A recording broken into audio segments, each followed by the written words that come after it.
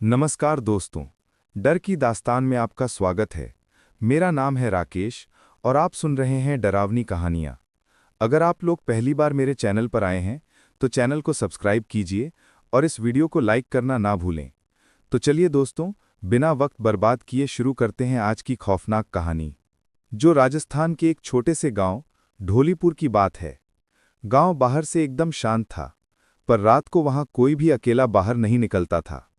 लोग कहते थे, यहाँ इंसान से ज्यादा छलावे रहते हैं।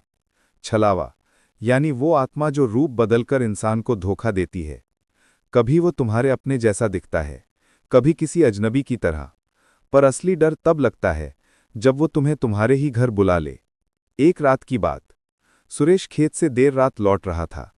रास्ते में उसने अपने छोटे भाई मोहन को देखा। मोहन हाथ हिलाते हुए बोला, भैया उधर से मत जाओ, रास्ता टूटा है, इस तरफ से चलो। सुरेश को अजीब लगा, क्योंकि मोहन तो गांव में नहीं था, वो तो शहर में नौकरी करता था। उसने पूछा, तू कब आया? मोहन मुस्कुराया और बोला, अभी तो आया हूं, चलो जल्दी। सुरेश कुछ समझ नहीं पाया और उसके पीछे चल पड़ा। रास्ता खेतों के अंदर जा रहा था, कहाँ जाने का कोई अंदाजा नहीं था। अचानक सुरेश ने देखा, मोहन के पैर जमीन से ऊपर थे और उसकी चाल उल्टी दिशा में थी। सुरेश की रूह कांप गई। वो पीछे मुड़ा और भागने लगा। पीछे से आवाज आई, भाग क्यों रहा है भैया, मैं तो तुम्हारा भाई हूं। सुरेश ने किसी तरह गांव पहुंचकर दरवाजा बंद किया। सुबह जब उसका सच में भाई शहर से आया तो सुरेश का चेहरा सफेद पड़ गया। वो बोला, कल रात तू मुझे खेतों में मिला था। मोहन चौंका, मैं तो 3 महीने से यहां आया ही नहीं। उस दिन के बाद गांव में कई लोगों ने अपने परिचितों को रात में देखा, जो दरअसल छलावा था। कभी मां के रूप में, कभी दोस्त के, और जो भी उसके पीछे गया वो कभी वापस नहीं लौटा। कहते हैं आज भी ढोलीपुर की रातों में कोई तुम्हारा नाम लेकर बुलाए तो जवाब मत देना, क्योंकि आवाज तेरी नहीं, छलावे की होती है। ढोलीपुर गांव को अब 5 साल हो चुके थे उस डरावनी घटना के। लोग मान चुके थे कि अब सब कुछ शांत है। कुआं पाट दिया गया था, पुराने रास्ते बंद कर दिए गए थे, पर डर पूरी तरह गया नहीं था, बस सो गया था। गांव के स्कूल में अब एक नई शिक्षिका आई थी, रीमा, शहर की लड़की, जिन भूत में विश्वास नहीं करती थी। वो गांव के बाहर वाले स्कूल में पढ़ाने जाती थी, जहां से शाम को लौटते लौटते अंधेरा घिराता था। एक दिन लौटते वक्त उसने रास्ते में देखा, एक छोटा बच्चा पेड़ के नीचे बैठा था, रो रहा था। रीमा दौड़ी, बेटा क्या हुआ? बच्चे ने सिर उठाया और बोला, माँ घर नहीं आई, तुम घर छोड़ दोगी क्या? रीमा को दया आई। उसने उसका हाथ पकड़ा और कहा, चलो मैं छोड़ देती हूं।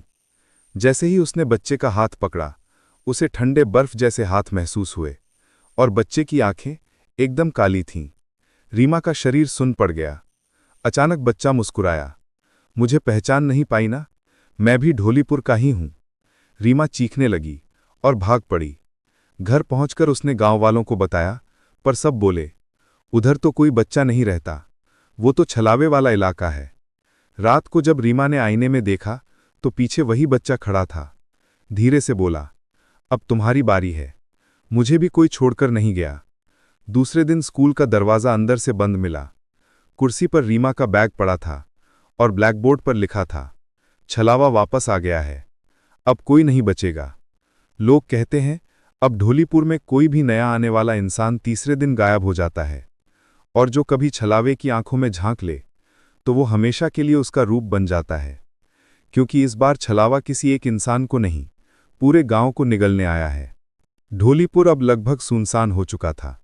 ज्यादातर लोग गांव छोड़ चुके थे। रात को यहां से रोने और हंसने की आवाजें आतीं, कभी बच्चों की, कभी बूढ़ों की, जिन्हें कोई नहीं पहचानता था। पर एक दिन गांव में 2 लोग लौटे, एक बूढ़ा तांत्रिक भैरवनाथ और उसके साथ 10 साल की बच्ची गौरी। लोगों को लगा ये दोनों पागल हैं जो यहां आए हैं। भैरवनाथ बोला, इस गांव में जो भी हुआ वो अधूरा है। छलाले को खत्म करने के लिए किसी निर्दोष आत्मा की सहायता चाहिए, और गौरी वही आत्मा है। गौरी की आंखों में एक अजीब चमक थी, वो किसी से नहीं डरती थी। रात को वो गांव के बीचों बीच पुराने कुएं के पास गई। कुआं अब बंद था, पर उसके नीचे से फुसफुसाने की आवाजें आ रही थीं। भैरवनाथ ने चारों ओर मंत्र रक्षा का गोला बनाया और मंत्र पढ़ने लगा। ओम भूर्भुवस्वः प्रकाशोहम तमो नाशयामि। अचानक हवा तेज चलने लगी। कुएं का मिट्टी का ढक्कन अपने आप हट गया।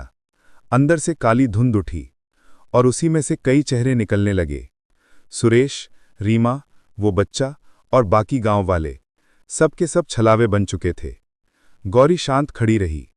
उसने अपनी हथेली काटी और खून की एक बूंद कुएं में गिराई। कुएं से गूंजती आवाज आई, ये खून इंसान का नहीं, बलिदान का है। भैरवनाथ ने जोर से मंत्र पढ़ा और पूरा कुआं आग की लपटों से भर गया।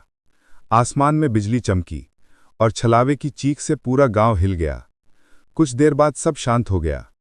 कुआं राख में बदल चुका था। सुबह लोग पहुंचे तो देखा, वहां सिर्फ गौरी का लाल रिबन पड़ा था।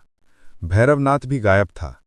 कहते हैं उस रात के बाद से ढोलीपुर में कभी कोई आवाज नहीं आई। पर हर साल पूर्णिमा की रात कुएं की जगह पर लाल रिबन हवा में उड़ता है और दूर से किसी बच्ची की आवाज आती है, अब छलावा नहीं, मैं पहरेदार हूं। ये था छलावे वाला गांव, त्रयी का अंत। तो दोस्तों, आपको ये कहानी पसंद आई हो तो हमारे वीडियो को लाइक करना ना भूलें और ऐसी और कहानी को सुनने के लिए इस YouTube चैनल को अभी सब्सक्राइब करें।